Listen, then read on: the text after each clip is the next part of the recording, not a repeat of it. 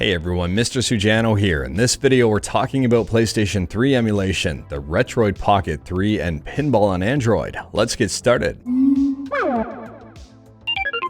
Alright, we'll kick things off here talking about PlayStation 3 emulation with RPCS3, and I've got two new updates for you. The first update is arguably huge if you like to play Demon's Souls. If you do, update your version of RPCS2 and then clear your shader cache.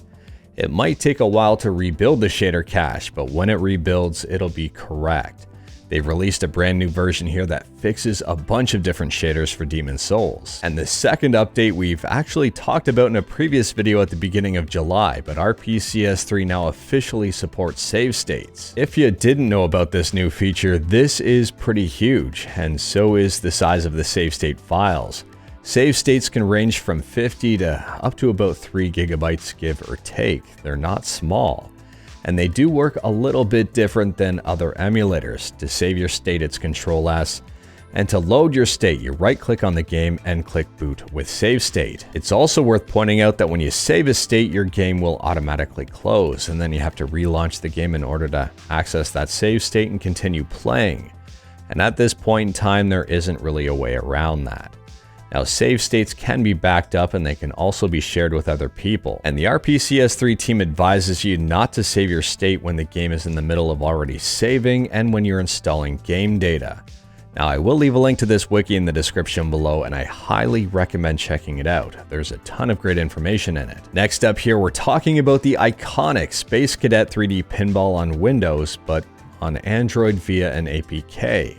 We've talked about this one in the past, but the APK just got a pretty huge update. So with version 2.0, they've got some minor improvements. The plunger pop-up can now be disabled. Whenever a new version is available, the app will now prompt you to download it, and you can now pick a remaining balls left message instead of default ball number message. Now, the biggest feature about this entire update, which I think a lot of people will be excited about, is the fact that there's now an online scoreboard. Yes, you can compete with other people in pinball. However, it might be safe to say here that the scoreboards might eventually be overrun by hackers. It happens with these things.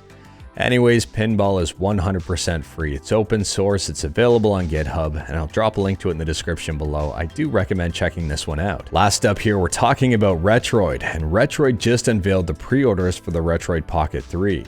Now, I have a Retroid Pocket 2 Plus. I purchased it, I reviewed it, and I love it. Feel free to check out the review on this channel. The Retroid Pocket 3, however, I don't want to say is underwhelming. But if you've already got a Retroid Pocket 2 Plus, I don't really see a need to upgrade. The Pocket 2 Plus is priced at $99, which in my opinion is very attractive. The Pocket 3 starts at $119, and it has the exact same CPU. I'm not joking, the main chip in this is the exact same. And the 119 version here has the exact same memory as well, 2 gigs.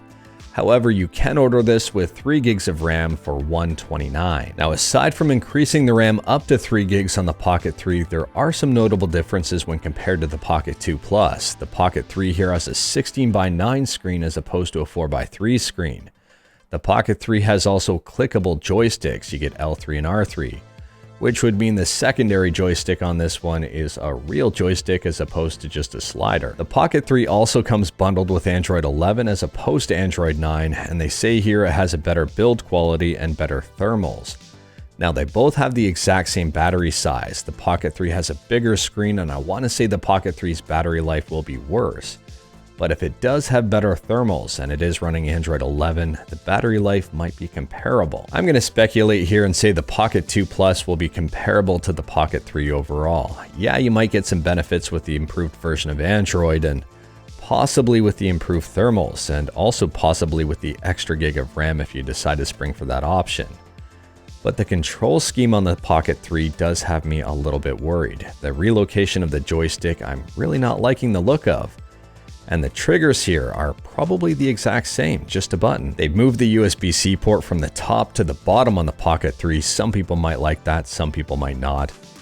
And the D-pad on the Pocket 3, I'm gonna say this, but take it with a grain of salt. The D-pad doesn't look as good as the Pocket 2. I've seen a few D-pads in my day, I've used a bunch of D-pads in my day, and just based on the image alone, so take it with a grain of salt, it just looks like it might be problematic. And speaking about problematic, the placement of the volume and home buttons on the Pocket 3.